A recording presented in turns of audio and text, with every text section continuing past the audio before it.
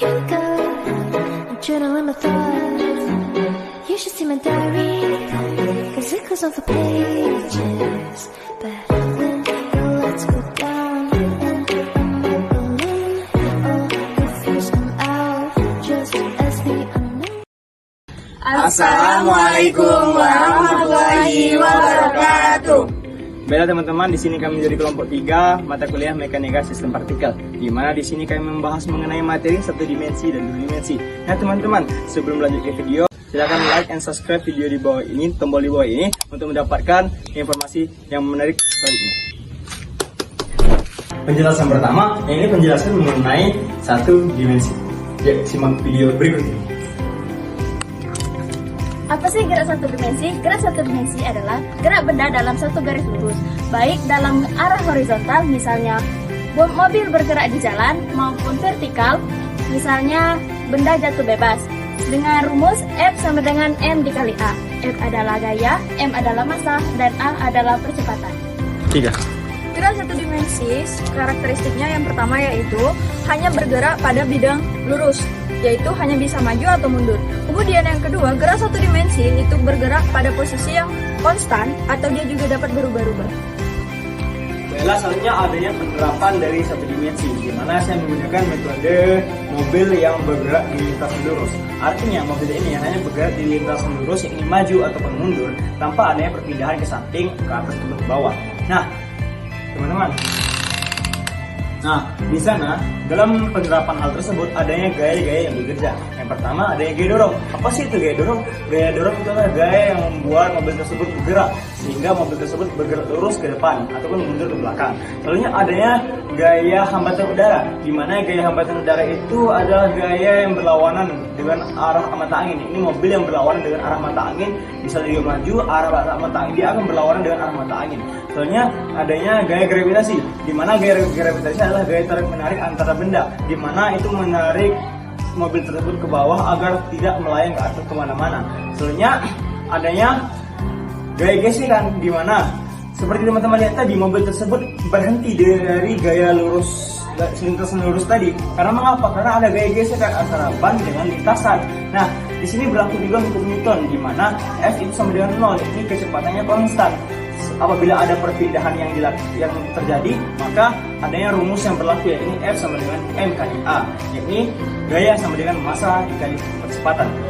Jadi, dari dimensi satu mobil tersebut, dari penerapannya dapat disimpulkan bahwasanya adanya gaya-gaya yang bekerja pada mobil tersebut. Yang pertama adanya gaya gesekan, adanya gaya dorong, adanya gaya gravitasi, dan adanya gaya melawan arah mata angin. Nah, itu saja mengenai penerapan dari satu dimensi. Dari penjelasan gerak satu dimensi yang saya jelaskan, dapat disimpulkan bahwa gerak satu dimensi hanya terjadi pada gerak satu garis lurus, di mana ada beberapa faktor yang mempengaruhi gerak satu dimensi. Yang pertama yaitu gaya, posisi, percepatan, dan kecepatan. Dalam gerak satu dimensi, percepatan dan kecepatan merupakan parameter utama yang untuk mendeskripsikan gerak. Gerak satu dimensi lebih sederhana dibandingkan gerak dua dimensi. Teman-teman, gimana nih tadi penjelasan dari satu dimensi yang dijelaskan oleh rekan-rekan saya? Menarik bukan? Nah, selanjutnya ada penjelasan mengenai dua dimensi. Teman-teman jangan skip video dulu. Mari kita mendengarkan penjelasan dari dua dimensi. Dua dimensi adalah suatu konsep dari matematika dan fisika yang menggambarkan tentang suatu objek yang memiliki dua dimensi, yaitu panjang dan lebar. Nah, dua dimensi ini hanya memiliki dua arah, yaitu horizontal dan juga vertikal. Kincir angin merupakan contoh dari gerak dua dimensi, di mana baling-balingnya mengalami rotasi dan dorongan angin. Yang pertama, gerakan rotasi. Gerakan rotasi adalah baling-balingnya berputar mengelilingi poros dalam dua bidang dimensi atau X dan Y. Sementara gerak dorongan angin yaitu angin yang memberikan gaya dengan komponen horizontal dan vertikal, sehingga menyebabkan gerakan rotasi.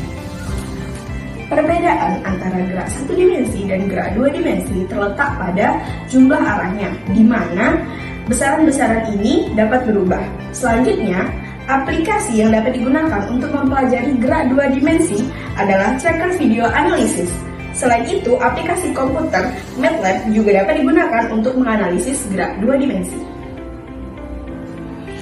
Dari penjelasan gerak dua dimensi yang telah dijelaskan, dapat disimpulkan bahwa gerak dua dimensi adalah gerak yang terjadi dalam bidang datar dengan dua arah, yang mana yaitu arah vertikal dan arah horizontal. Sedikit berbeda dengan gerak satu dimensi, gerak dua dimensi ini memiliki faktor yang berbeda, yaitu kecepatan, hambatan udara, sudut elemensi, gaya gravitasi, dan posisi benda. Baiklah teman-teman, itulah tadi penjelasan mengenai materi satu dimensi dan dua dimensi. Semoga video ini bermanfaat dari kami. Wassalamualaikum warahmatullahi wabarakatuh. Bye. Sadarkah aku yang berjalan dalam kehampaan, terdiam, terpana, terbakar, semua